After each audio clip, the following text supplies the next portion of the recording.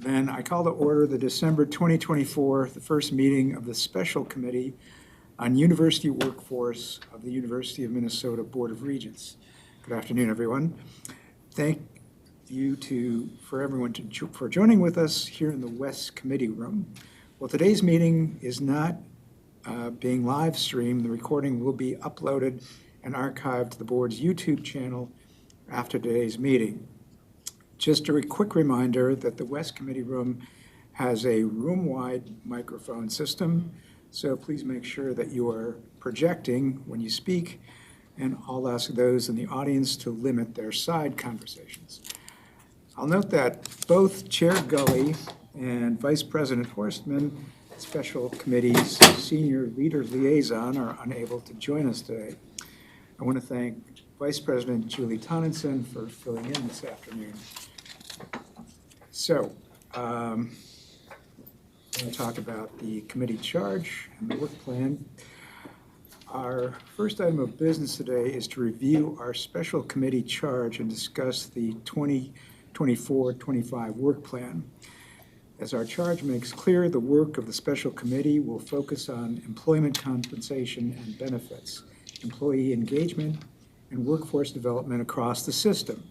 Part of our charge is also to help the administration chart a financially sustainable course to invest in retaining and rewarding our amazing and talented faculty and staff.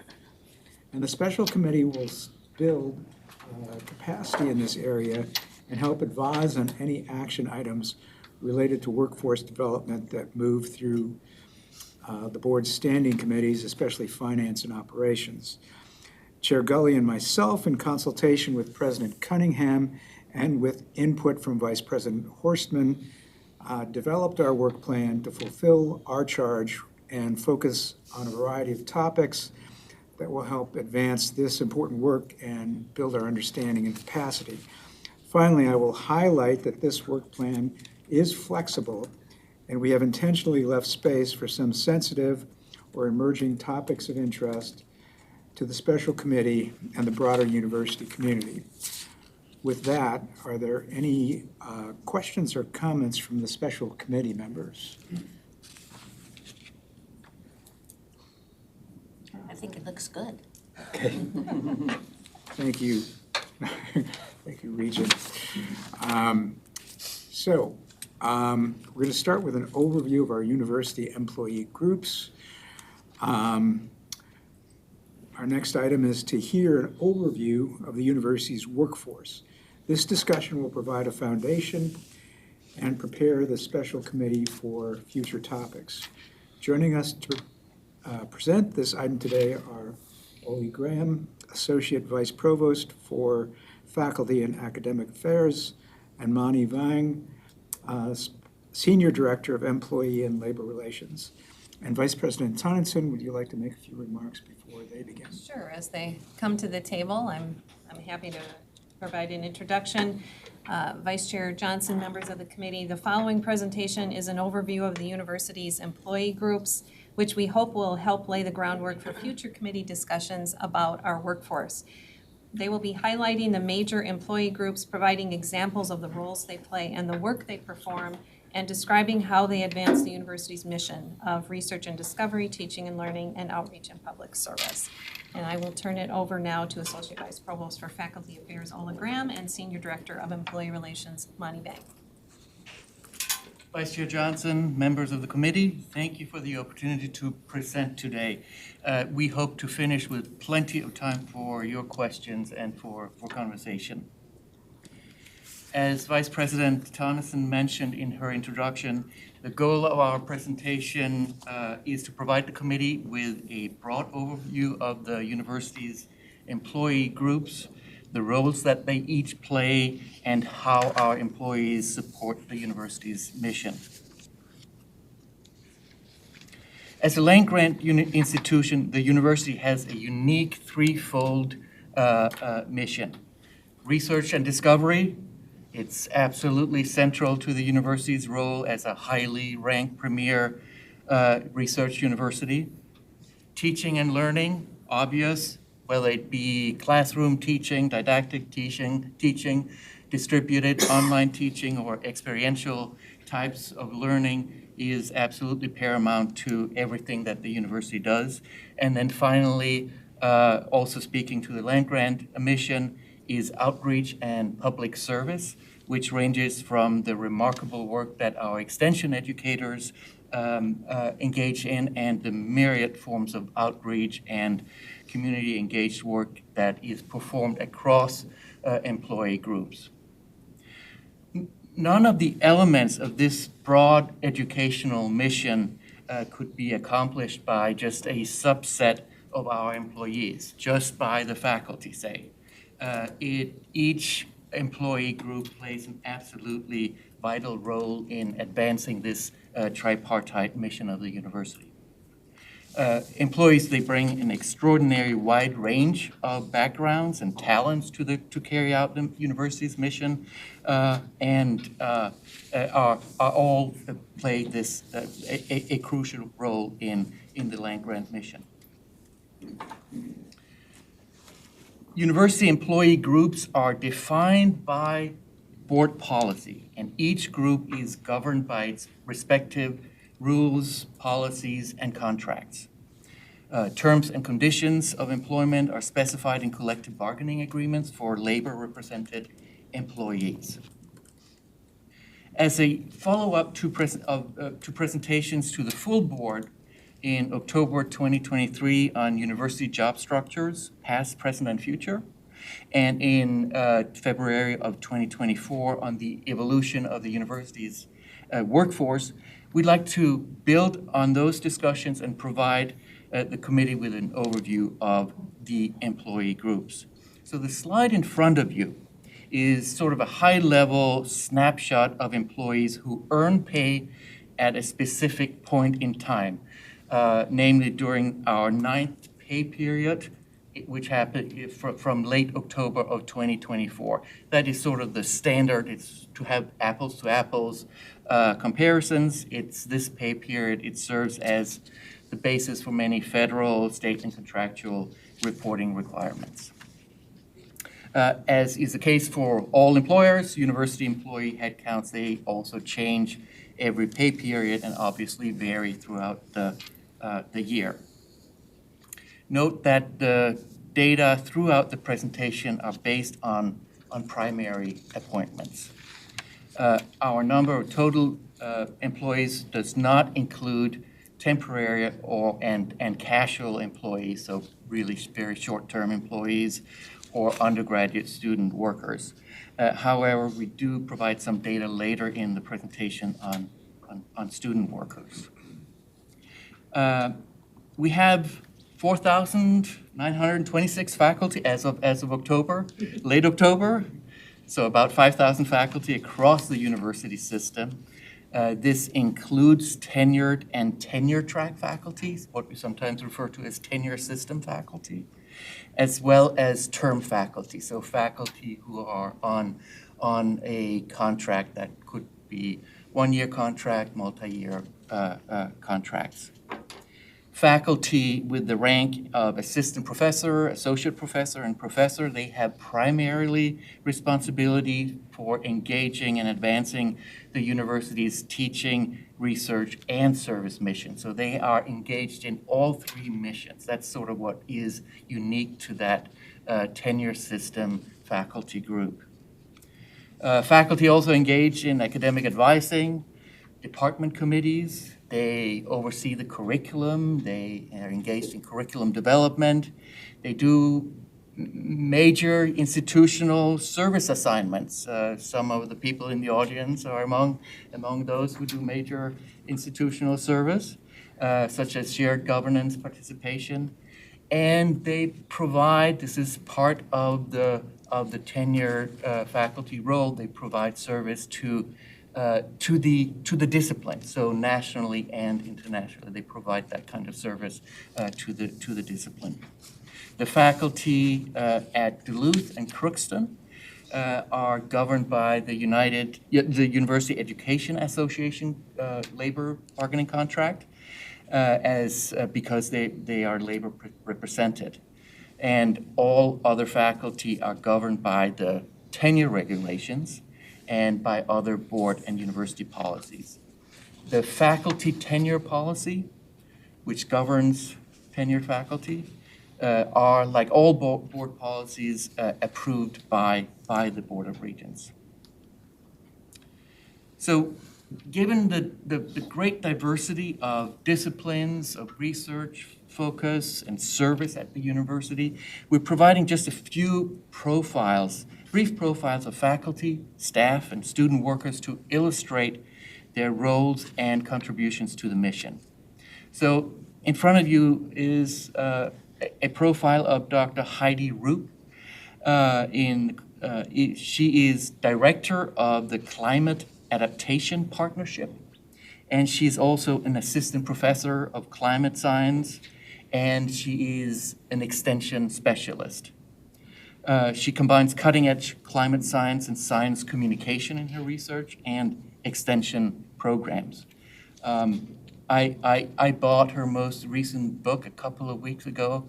It's just one of these examples of how our faculty are able to engage in translational research. So this was a book, a handbook for what you can do when it comes to mitigating impact of climate change in your own lives. The institute that the partnership that she is directing, they are involved in research on algal blooms, climate resilience, engaging architects and engineers in climate adaptation. So very, very practical, translational research that has real implications on the lives of the people of the state of Minnesota. Now I'm going to turn this presentation over to my colleague, Senior Director for Employee and Labor Relations, Mani Wang, to talk about the university's staff employee groups. Thank you. And I think, should I switch the microphone over this way? Thank you. Is there one over here? I don't think the microphone I don't think matters. it's- Oh, it does, okay, doesn't matter? We'll Okay, just sounds good. I will be loud. project. Thank you, Ola. We have approximately 700-800 academic, professional, and administrative staff, commonly called PNA, across the university system. PNA employees can be categorized in one of two focus areas, either academic, such as our teaching specialists, our lecturers, educators, researchers, and librarians, or administrative. As you can see, the majority of our PNA employees, about 5,800 of the 7,800, are academic in nature. Adjunct faculty, for example, typically have employment outside the university, and they hold part-time instructional appointments at the university, serving on a contractual basis. For example, they may be practicing lawyers, architects, or professional journalists.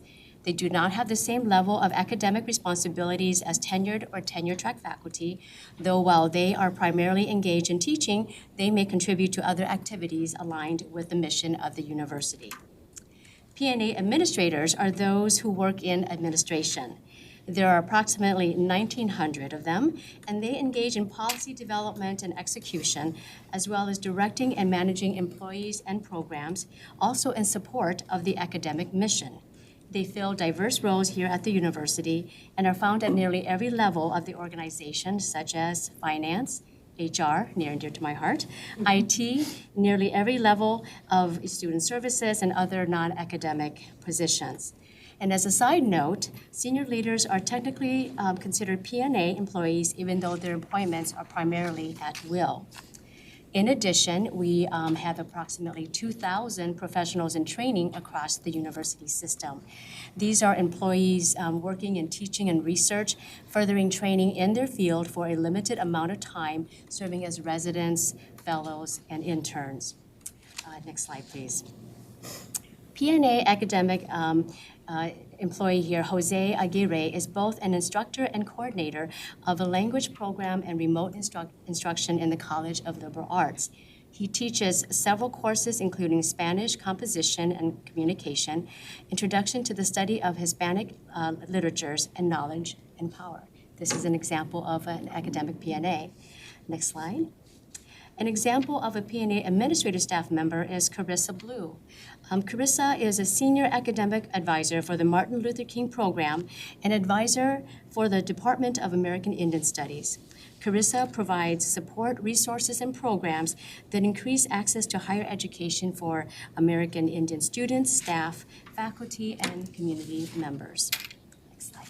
Thank you. We have approximately 5,300 civil service employees across the university system. These positions are either exempt or non-exempt employees who support the academic and administrative work of the institution, such as in business, research, HR, accounting, IT, purchasing, and student services. Their typical span of control is at the department level or below. While governed by board and university policies and procedures, they also have their own set of civil service rules, which are approved by the Board of Regents.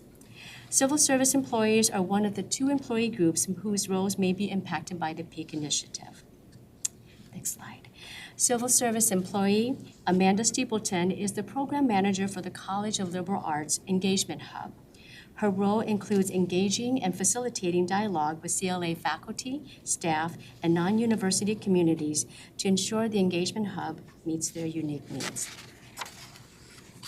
Next slide. We have approximately 3,700 labor represented employees across the university system.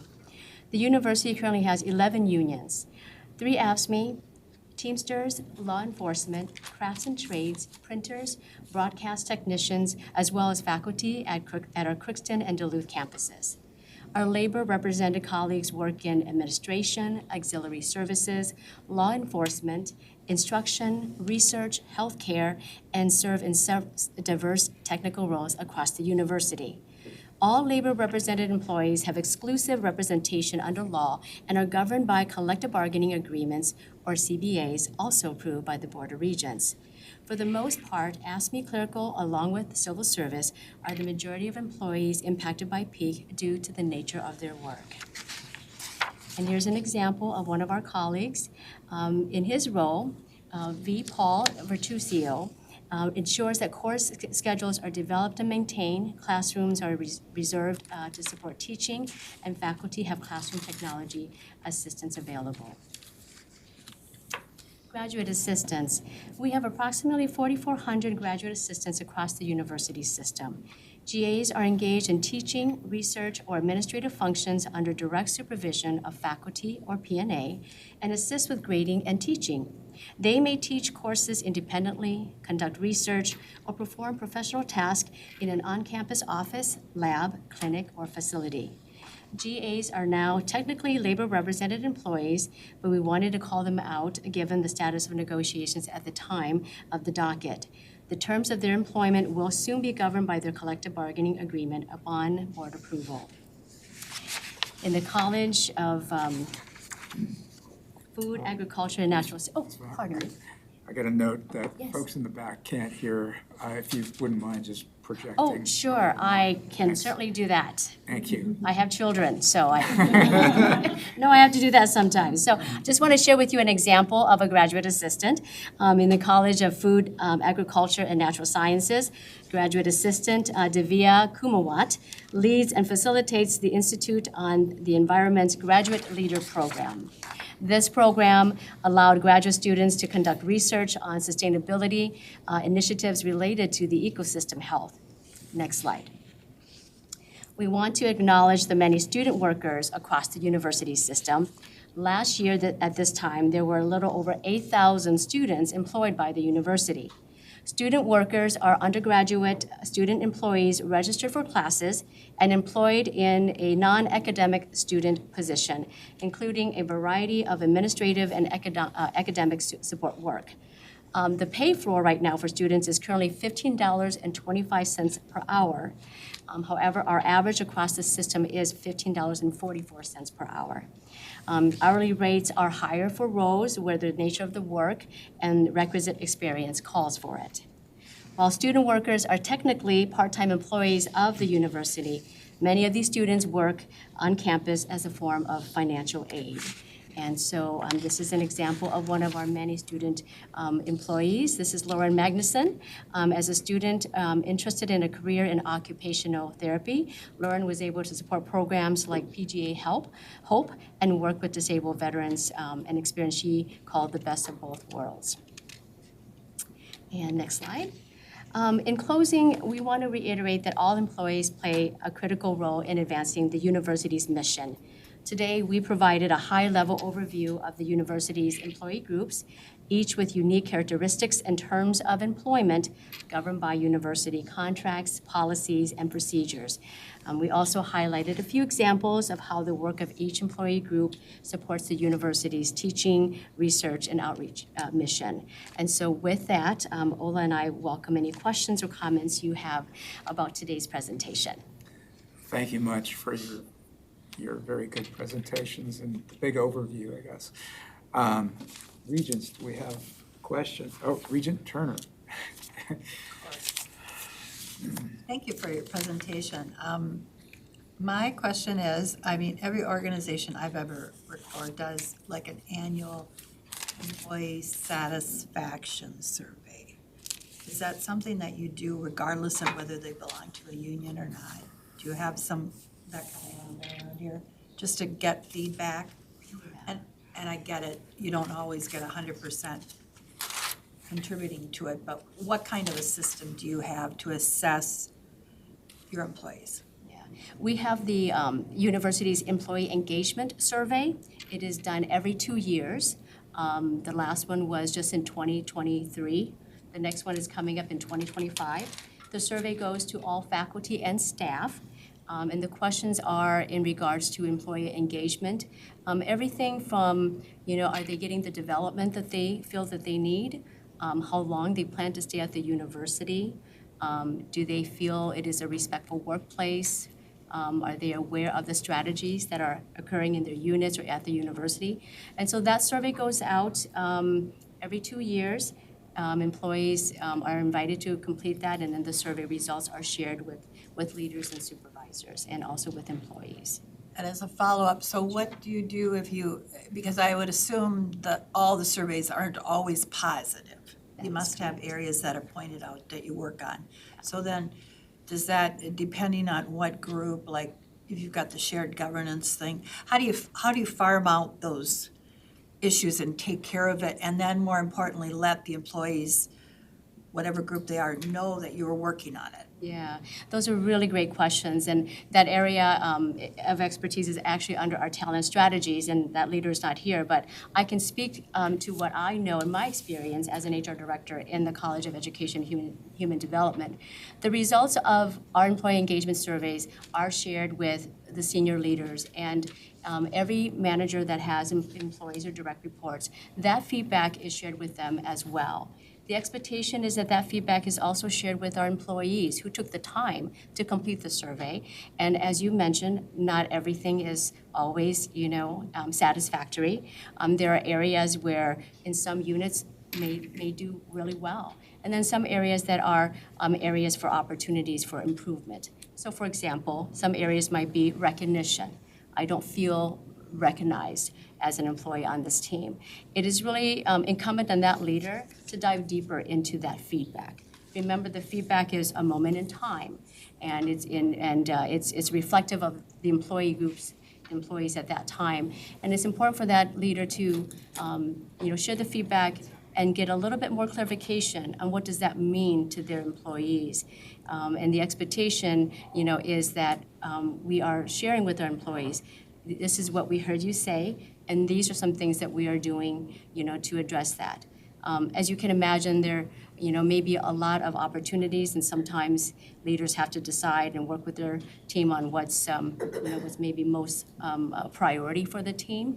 But the employee engagement is one way to really get input from our employees and be able to respond, to their suggestions or issues that we know that are maybe perhaps opportunities for us to do better. Regent Wheeler. Yeah, thank you very much, Chair Johnson. Thank you very much for the presentation. I mean, just understanding these categories helps us a lot as we're determining how best to support those individuals who work here and share their lives here. What I'm wondering is, if you should chart this over the last 20 years or so, are there groups that are expanding or contracting, or what would you say of the groups that you've described? Are there some that are becoming more prominent, some that are becoming less, or has it stayed relatively consistent? Chair Johnson, Regent Wheeler, I would say over a longer time span, perhaps 30 years, we have certainly seen the P&A group, professional and administrative, academic, growing quite substantially. I'm not sure over the past 10, 15 years that we've seen a particular great, but it is a group that from when it was formed in the 80s has grown steadily. And it is also a very diverse group, as Mani was explaining, right? We, as you saw in the snapshot, we have about 5,000 faculty. Faculty, typically ones we think of as with professorial titles. Then there's another 5,000 PNAs, academic. That group is also very diverse. It includes individuals who do direct classroom teaching and instruction. Also people who directly contribute to the mission. So let's say an educational specialist who works on curriculum development or online teaching modules. It is also fair to say that at this university, as we have seen across higher education and across our peers in the Big Ten and similar Research One universities, that there has been a somewhat of an increase in the number of contract faculty. So the proportion between tenure system faculty and contract faculty, there is an increase in the proportion of contract faculty. I think that's fair to say. Great, helpful, thank you. Regent Hipsch.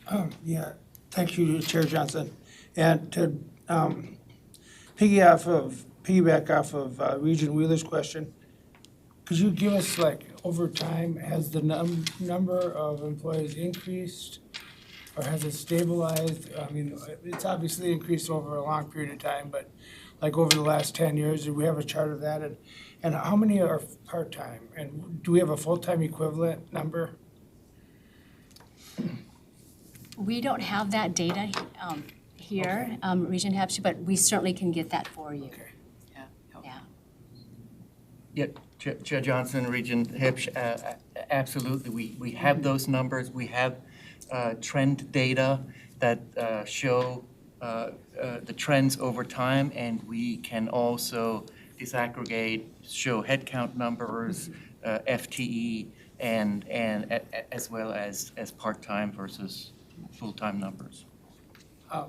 Thank you. I think it's in a lot of ways, it's like other places of business where you just have to have more people doing the job because there's more requirements and there's more regulations or whatever. But we should also know that, and it's something that we can use to the people that are making all the rules for us to tell us, give us more money or whatever. So, yeah. Regent Davenport. Thank you, Chair Johnson. I don't necessarily need an answer or a response unless you'd like to. It's, my comment is about perception. And following up on the question about some numbers and if we're increasing in P&A administrative positions and how I think the public or legislative perception of that is that there's administrative bloat, which I don't think there's an understanding of the value and the work and the workload that the P&A have, which they're highly valued employees, as are everyone. You know, how do we counter that? And again, you don't have to answer unless you got some thoughts. I think it's an unfortunate misunderstanding of the various roles as you presented them of employees at the University of Minnesota? Regent Johnson, Regent Davenport, it is a really important educational sort of imperative to help explain that, right? Sometimes you may get that impression like, well, you have 5,000 faculty, but you also have all these other groups. What exactly are they doing? As I think I mentioned before, out of that P&A group, which is incredibly diverse, right? It is accountants, and it is people who are literally teaching intro classes to chemistry, right? It is very, very diverse. In that academic group, which is at 5,000, they are really direct mission delivery. But even the administrative group, without that, the university would fall apart. I think Regent Hepsch earlier mentioned pressure from compliance, and that is a very important one. So it is compliance and regulation, federal and state. It is expectations that we want to fulfill when it comes to accommodations for ADA, right, student accommodations, and for our employee. That all requires offices that can accommodate that.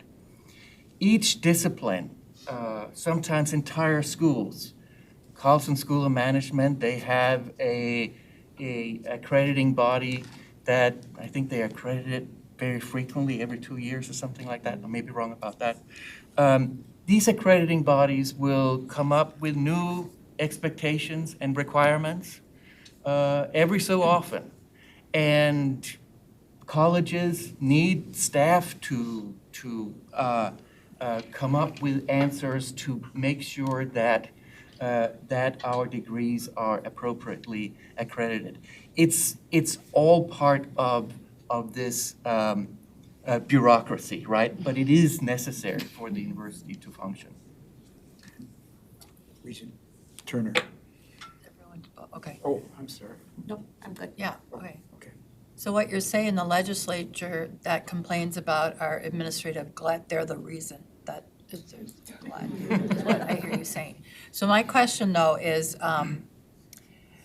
how, peak initiative that caused, especially under, with some of the unions, et cetera, caused some angst. People were worried about losing jobs, et cetera. I've been assured many times that just didn't happen. They just changed their roles a little bit, et cetera. What are you anticipating that the infamous AI might bring on? Because when we had a faculty that was tenured that does research on that AI. And that person kind of described that a lot of these informational kind of jobs, this middle management kind of jobs, are some of the jobs that might be more at risk because AI can just gather information, process information better. So are we, as a university, are you looking to the horizons? Because AI is, I'm told, is coming at rocket speed, and every profession. I'm a bedside care nurse, and I'm already, you know what I mean? We're all worried about it. But it sounds like there's quite a bit of employees that potentially in the future might be affected by this, and are we ignoring it, or what are we doing about it? Regent Johnson, Regent Turner. I'm not the expert in AI. I just recently started sort of trying it out on myself. Memo writing didn't go very well. I just don't trust it. I think what I have observed is an incredible amount of activity and attention to AI among faculty, who are obviously concerned about the implications of it in the classroom. Working with colleagues, I've seen them start using AI in productive ways. I think and again, I know as much about AI as anyone else in the room, probably less. I think what we see is really, really thoughtful engagement with what AI can do, its limitations, and a real attention to it, regardless of whether it is in the sort of direct mission contribution, teaching and learning, or whether it is in administration. So I think that is actually, it's very heartening to see what is happening. It's very clear that on the ground, people are paying attention to this. But there's no doubt it will have an impact on work functions, whether it is an impact that that will simply free people up to do more, or whether it has the potential of eliminating positions. I don't know, but I don't think many people know at this point. That's my sense. Well, and a follow-up, when people have examples like Elon Musk or whatever, when he took over and it became, Twitter went to something else or whatever, and through AI, they got rid of 80% of their employees or 90% of their employees. See, when people have examples like that, that starts to freak you out. That's what people think of that AI is going to do to their, what you're describing is that we're hopefully using it in a more responsible way that will enhance our mission, et cetera. That's right. And not to be a vehicle to get rid of people. At least I hope. Okay. Thank you. Regent Hitch. Just one quick question. So now let's say you're a doctor working in the clinic or whatever, or in the hospital, and then you also teach a class. How are you classified with something like that? Is there multiple classes? Can some people be in more than one classification? And how are they counted? Regent Johnson, Regent Hipsch, that particular example is a good one. We talked earlier about how faculty, the tenure system faculty, they must contribute to the tripartite mission of the university. Research, very, very heavily.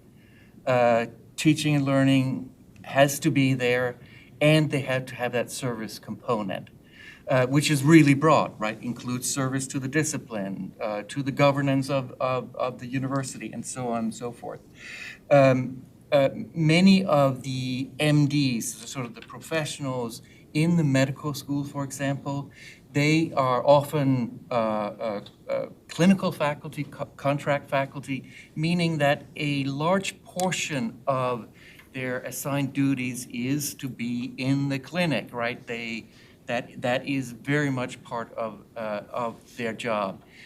In addition to that, they will have some research responsibility and some service responsibility, but it is not to the same degree as someone who is a tenure system faculty.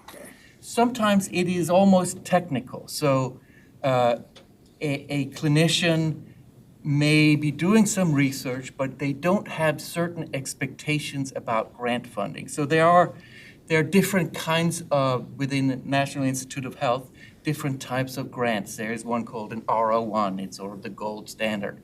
If you are a tenure system faculty, there is really expectation that you must have this very, very prestigious grant. You have to show that you have a national or international reputation in the discipline, and that is not necessarily the case for a clinician researcher. Okay, thank you. Any other questions from regents? Regent I'm Chair. sorry, I could come No, up that's with a okay. million. I'm going to launch into a question maybe later on. How do you do benefits for everybody? Does everybody get benefits? And I'm talking just basic vacation, sick leave, insurance, and all that kind of stuff. Or does it depend on the unions maybe have one set of benefits and the non-union have another? Do these doctors have benefits? You know what I'm saying? How does that world look? Regent Johnson and Regent Turner. Well, luckily for us, our Senior Director for Total Rewards is in the room here today too, and she can probably answer some more in-depth questions that you might have. But just, you know, in general, we do offer benefits to all of our employees. Our benefits are pretty much the same across the board in terms of medical and health. For vacation and sick leaves, those types of earned leaves, PTO or whatever. yeah, it could be different, you know, on the employee groups. So civil service and P&A have different accrual rates for those types of leaves. Our labor represented employees may have different leave types depending on their contract and their collective bargaining agreement. So it does, you know, vary. You know, but it is offered to, you know, to all of our employees.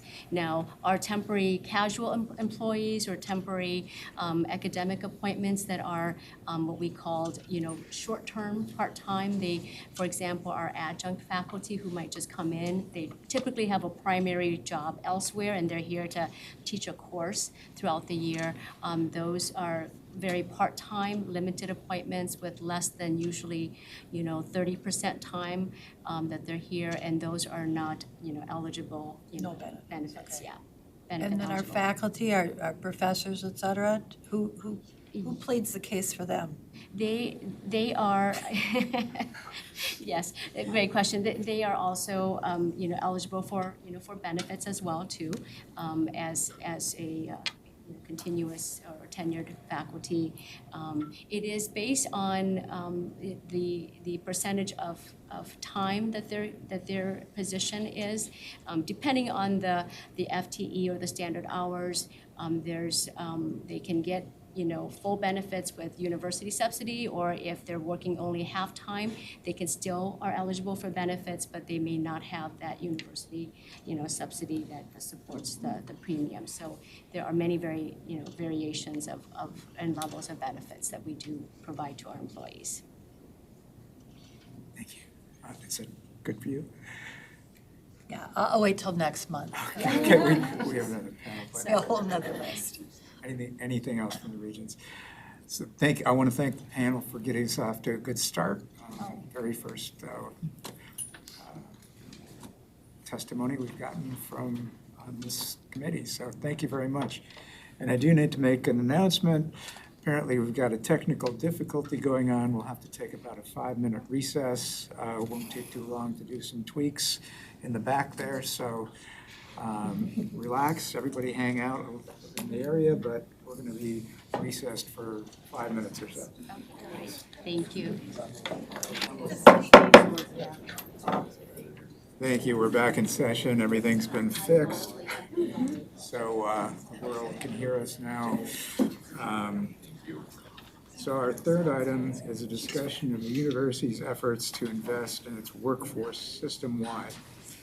To present this item, we welcome Vice Provost for Faculty and Academic Affairs, Beth Lewis, and Senior Director of Total Rewards, Mary Cool. I hope I got that right. Vice President Tonneson, would you like to make a statement? Sure, I have a couple of sentences of intro here. Chair Johnson, members of the committee, the following presentation is meant to educate and engage you in a discussion of the University Senate endorsed Workforce Reinvestment Resolution, Rebuilding a Better You for Employees. They will be providing a summary of steps that we've taken to invest in our workforce to date, some potential changes for this year, and other considerations that may impact the university's response to the resolution. And I'll turn it over now to Vice Provost Lewis and Senior Director Roman Cool. Regent Johnson, members of the committee, thank you for having us here today. We have two goals, as Julie mentioned, for our presentation. First, we want to provide education on the Workforce Reinvestment Resolution, including investments that have already occurred, future costs, and next steps. And second, we want to engage the committee in a discussion of employee priorities, trade-offs, and effective governance of the topic. So on April 23rd, 2023, the University Senate approved a Workforce Reinvestment Resolution. It outlined 4 principles and 23 priorities deemed as highly important reinvestments in our workforce. Interim President Jeff Ettinger charged a Workforce Reinvestment Task Force to provide an item-by-item response to the suggestions, including logic for any priorities that they felt should not be pursued. The task force was also charged with outlining a multi-year plan for addressing the priorities. The task force, composed of university administration and governance leaders, discussed the 23 priorities, some of which were fairly high level, and identified approximately 40 recommended actions or investments in support of these aims. In March of 2024, the task force provided their report to Interim President Ettinger, who provided a response to the resolution. Within the response, 4 of the 23 priorities were not recommended for further consideration. The remaining 19 priorities, composed of those 40 recommendations that I mentioned, were estimated to represent over $65 million in annual recurring investments. We were asked to implement as many of the 40 recommendations as current budget and staff resources would allow, and that decisions regarding future commitments reside with the university's incoming president. In October 2024, President Cunningham asked for the development of a Workforce Reinvestment Governance Committee, or WRGC, to assess and prioritize the remaining actions. The WRGC committee structure and membership is now in place, and recommendations will be due to the WRGC executive sponsors by May of 2025. So this slide outlines the 4 principles that were featured within that original Workforce Reinvestment Resolution.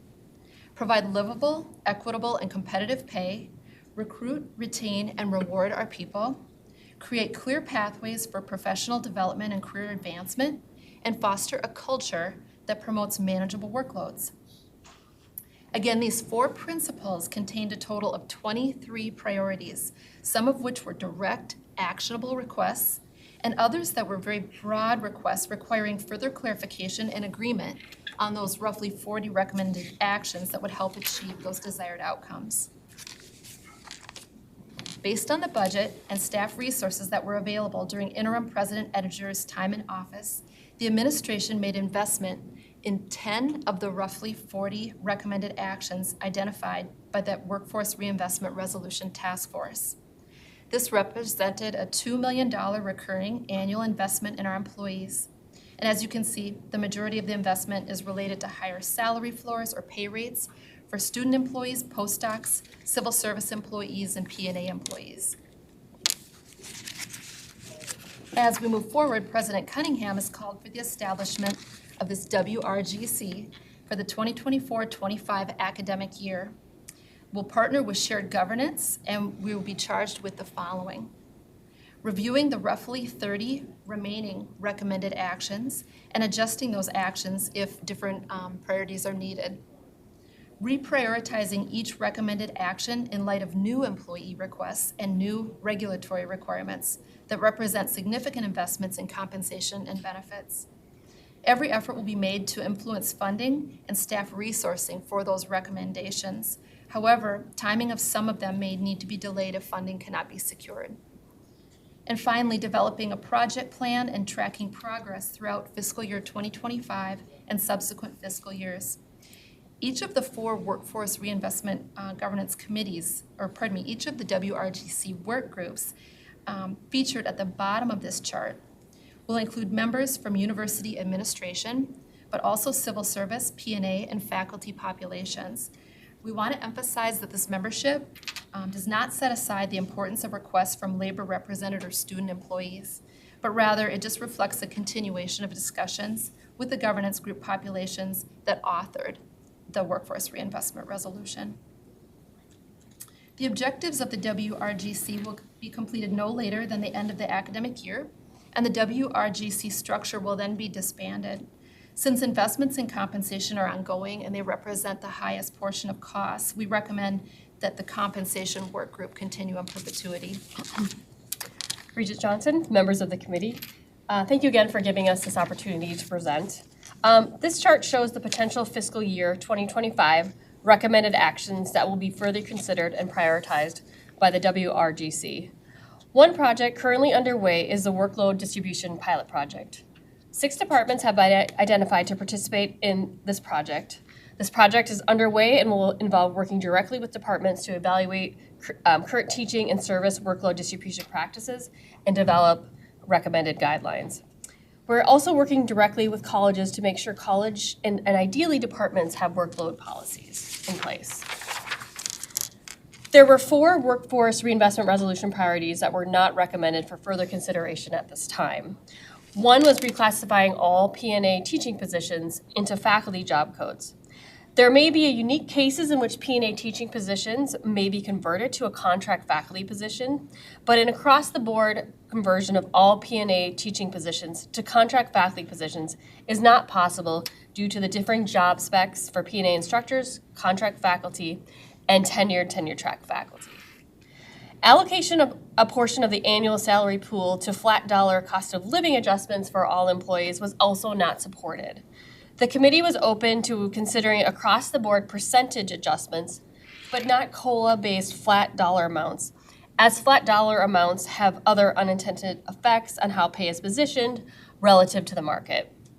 Per the board's employee compensation and recognition policy, the university is directed to consider the market, job performance, and other criteria when setting initial salaries and awarding subsequent pay adjustments.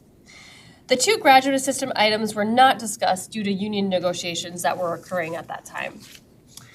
In addition to timing being modified based on the fiscal year budgets and staff resources, it is also important to note that the timing of all recommended actions is based on what we know today and may change as new requests are brought forward or other employee investment needs surface. For example, this slide highlights a new regulatory requirement and an NIH-driven standard for postdoc salary floors. These programs will be implemented across fiscal years 2025 and 2026, costing $12.2 million in recurring investments in our workforce, which has the potential to reduce the amount of money we have available for other investments. Costs associated with labor contract agreements will also be a factor of consideration. We would like to end this presentation with next steps. The 4 WRGC work groups are meeting to discuss the resolution and task force report. These work groups will make recommendations to the WRGC executive sponsors, who will in turn make final recommendations to the president. We would now like to open it up for questions. Some possible questions are what each of you would like to identify as your top priority for these recommended actions. A more challenging question is what trade-offs might be needed to make some of the recommended action possible. For example, are there sources of revenue or process efficiencies that could result in savings, which may be reinvested? There are some potential discussion questions, but we'd be happy to take any questions that you may have. Thank you very much for your presentation. Just one quick clarification. So a change was made to the Regents scholarship, and we heard that before, but how exactly does it work now? So Regent Johnson, we improved the Regents tuition benefit program policy this last year. We basically made it easier for people to use and took away some of the requirements for supervisory signatures and 3 levels of signatures to use the benefit. There are probably about a dozen or so changes that just give people more flexibility and ownership in how they use that program, including the name. We just felt it was a more approachable name, and the policy itself too is just written in a more straightforward manner, making it easier for people to use. Very good. Thank you. Regent Turner. I don't want to bud. Okay. So I have never, since 16 years old, ever been without where I get a cost of living raise of any sort. And usually there's also 2 types of raises. There's rollover hour raises, et cetera. I'm curious as to, so it sounds like the faculty, et cetera, prefer kind of a merit kind of based, yearly evaluation. Is everyone, and I think I might have asked this question before, is everyone guaranteed some kind of raise every year? Or is there a situation where somebody might not get at least some kind of raise going off of this, what I would constitute a merit base? And and here's where it's like, with the cost of living at that kind of thing, to me logically, if you're in a situation where you feel like the legislature hasn't given you any money and you haven't had a decent raise in how many years, without having that cost of living raise there, you are gonna fall farther and farther behind. It's gonna be the star people that will continue to get the so-called merit raises. Or is there a guaranteed somehow where everybody sees some kind of a dollar increase? So Regent Johnson, Regent Turner, the university each year looks at salary planning surveys. And we get these from probably a dozen or so consulting groups. And they'll tell us what's being given for a merit increase in higher ed and then also other industry. And we look across the nation, we look in the Twin Cities, and we try to pick a number that we think is competitive with what's being offered elsewhere. So in that number, institutions typically will either do like an across the board or they'll do a merit. And so when we're looking at these numbers, we've been directed through board policy to have our pay increases be based on merit. But we're looking when they are providing these increases in these salary planning surveys for what that percentage is, and we try to come in with a competitive percentage. When we award the increases, we have guidance for our colleges and our units on how you can successfully or effectively, award a merit increase percentage. And then we let our colleges and units really look at what works best for them. So some of our colleges and units will say, you got a review score of a 4. That equates to this percentage increase. Other colleges will say, we're going to take the review score into consideration, some other activities that people were doing throughout the year, and make an assessment and give an increase. In theory, a person typically would not get nothing unless there was some type of documented performance concern. I think in all other instances, people are going to get something. And I will say, when you have a merit increase pool of 2 or 3%, it can be pretty hard to give somebody like large differentiations in pay for their performance. So oftentimes the pay increases will drive more closely like distributed around that number. So let's say it's a 3%, you'll probably get numbers like 2.5 to 3.5. Not exclusively, but generally numbers are gonna cluster more around that percentage when it's smaller, in years when it's smaller. So you're saying a school or whatever, because it's been described to me like separate businesses, like you say the School of Math and all that. They're given a chunk of change that they then use whatever system to dole out to everyone. And it's kind of their responsibility, just like being the head of the corporation, to figure out who's going to get what, when, and where. But they have to work off of that chunk of change that they get to do it, right? So Regent Johnson, Regent Turner, yes. So you'll look at the payroll, the non-contract payroll, and let's say it's a 3% merit. We have people in our finance team that will calculate that. What's 3% of that number? That's the money that's usable for merit. We do ask colleges and units to keep a close eye on what is that percentage for their faculty, what's that percentage for their P&A, and what's that percentage for civil service, and kind of keep that money in those streams. So in other words, you're not saying what's 3% of that whole number and giving it all to the civil service population, for example. So we try to ask them to keep that distributed nicely across those groups. But then, yes, they will go in and make the decisions on performance. And you'll have calibration meetings. So managers, will decide for their employees what they plan to give. And let's say Beth is my colleague, she would also decide that, and then we come together in a broader group, say, well, if you're doing 3 there, that doesn't seem quite fair. I might want to do 3 as well for a particular person. So they'll calibrate that out, and then it just needs to balance out at the top level to the amount of money that's allocated for the increases. Mm-hmm. On your engagement surveys, do you ever have complaints about the way people are paid? Just you can Regent think about that Johnson, one. Regent Turner. Just think about it. It's a really, really good question. I have not seen any direct, like, negative comments on the engagement survey related to that. But you will probably make me go back now and take a look at those comment sections. Next month. Yeah, you really, I mean, nothing comes to mind, yeah. but I'm certain that there's got to be comments there.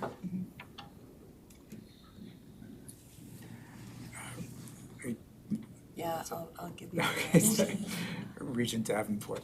Thank you, Chair Johnson. Are there trade-offs that might be made to achieve certain priorities? Yes. What they are is the hard part, and I think any one of us with a red pen would have our own way to mark those up.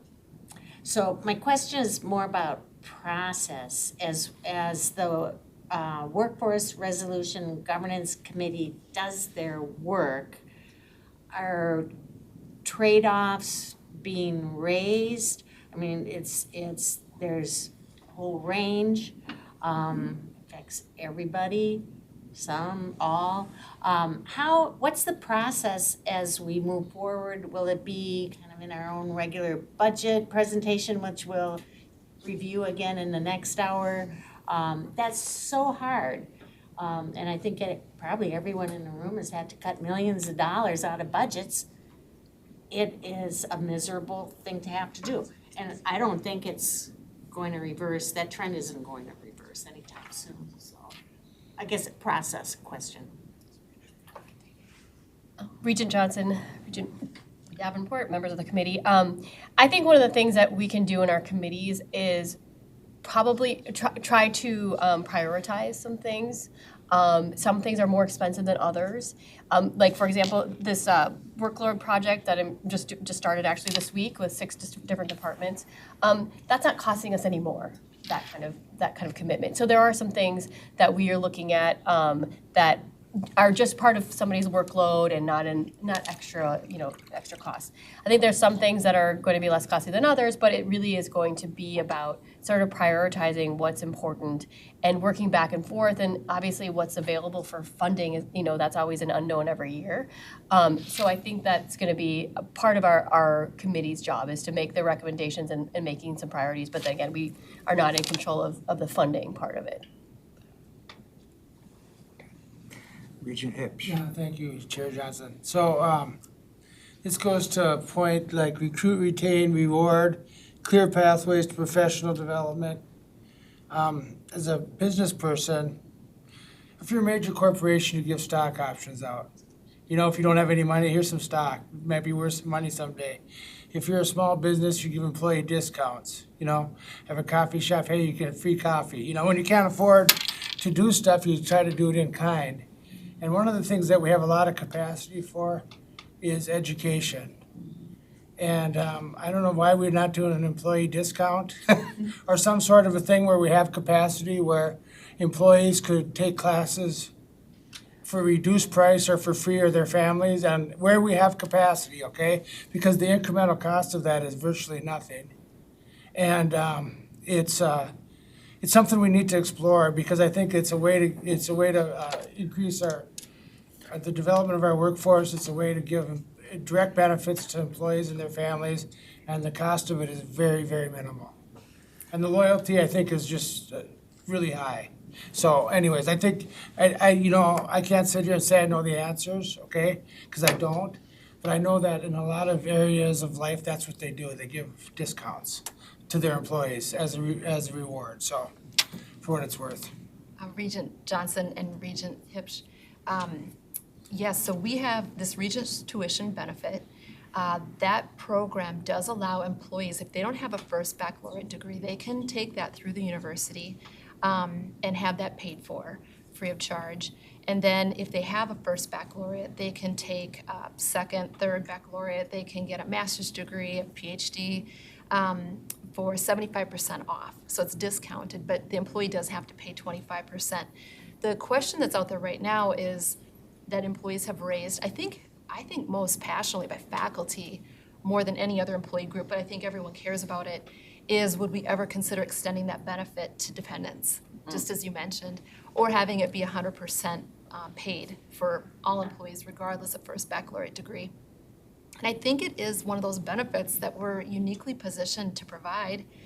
Signature benefit, it's definitely eye-catching, particularly for employees that their marketplace, not our faculty, but other employees, their marketplace is the Twin Cities Metro. That's a very unique benefit across the Twin Cities Metro. And then our faculty members will argue, their argument is, hey, that's not our market. Our market is other higher ed nationwide, and a lot of those institutions are providing that as a benefit. So we're kind of missing that benefit. That's more the stance there. So that item is something, as we set up the Workforce Reinvestment Governance Committee, and we have the Benefits Committee, the Benefits Work Group, we'll be discussing that topic and others. And costs, I mean, just to get into the trade-offs and the costs, the question that I've seen looking back in historical documents that's really up for debate is what assumptions you use to cost it. And we have the most conservative, model of, hey, it's an individual that's sitting in a room in a chair that otherwise will be sitting empty. Is there really a cost associated with that? To, it's taking a chair that would have otherwise been paid for by a paying person, customer, student. So the costs that I've seen are anywhere from 11 million to 28 million, depending on who did the costing. And my thought is the beauty of the Workforce Reinvestment Governance Group is that it's going to be collaborative. You're not going to have someone sitting over here or some other group sitting over here trying to come up with those assumptions. We're going to come to those together. They should be reasonable, or maybe there'll be a bookend of anywhere from X to Z. But it'd be nice to finally be able to say what we as an institution think the cost of that would be. And then can we afford to do that, or would there be trade-offs? Would there be things that we need to do to make that happen? Can I just follow up on that last part of that? So to me, it looks like the incremental cost is the cost that the faculty member or the P&A group, whatever, have to do to score the test and to teach the people to do the one-on-one TA, whatever that is. But it'd be very low, and if everybody's in agreement on that I work a little bit harder to give this benefit to everybody else, I would say there would be a win-win-win-win for just about everybody. So I would like to see us take that to a lot higher level, so that's where I'm at. Regent Wheeler? Yeah, thank you, Chair Johnson, and thank you for this. I mean, the top priority for, I think, many of us is to be able to recruit and retain people who have a talent, performance, and cultural fit with the organization, in the best possible way. So that's a top priority. Are we competitive with others so that we can, attract and retain that talent? So that's the priority. How does that get worked out? So and by the way, on your doing a rewards survey of your employees, that was hugely beneficial in past things. Hearing directly from the people what matters to them most is big important. So it'd be important. My question is, how long of a trajectory does the committee have on this? So sometimes you have to make incremental changes over time because there are trade-offs with other priorities as well. That and it's to Regent Davenport's thing, it's hard to, okay, what are we going to choose, vis-a-vis this investment? So sometimes those investments have to be made over a time to get to where you want to be. Is the committee looking over a longer period of time to get to a position on some of those things, or what's the framework being used? Regent Johnson, Regent Wheeler, members of the committee. Yes, I agree. I think that it is going to take time. We're been instructed to have sort of a mid-semester report at the end of March and then a final report in May. But that report in May is most likely going to indicate further work that's needed. So some short-term, Short-term kinds of longer. things. What are the things we can do pretty quickly? Things that we've already done. Things we can expand on. But I do think but it needs. I don't want anything forgotten. So, if we can't address something, we want a plan of how we're going to address it in the future. Yeah. Thank you. Thank you. And my handlers tell me we need to move on. Handler. Thank you to the Right. panel. And I know Vice President Tonneson is the star of the next part, its next meeting, so I want to make sure that she has some informational items that we can get to. Thank you for your testimony. Thank you very much. Thank you, Chair Johnson, members of the committee. There is just one information item today, and that is what will be a standing information item for the special committee going forward. It's a report on the in-progress and upcoming contract negotiations and the current contract expiration dates. This report is intended to ensure you are aware of all the status of all the collective bargaining agreements to assist you in your advisory role to the Finance and Operations Committee on any approvals going forward. So that's it. Thank you very much. There being no additional business before the special committee, we stand adjourned. Thank you, everyone.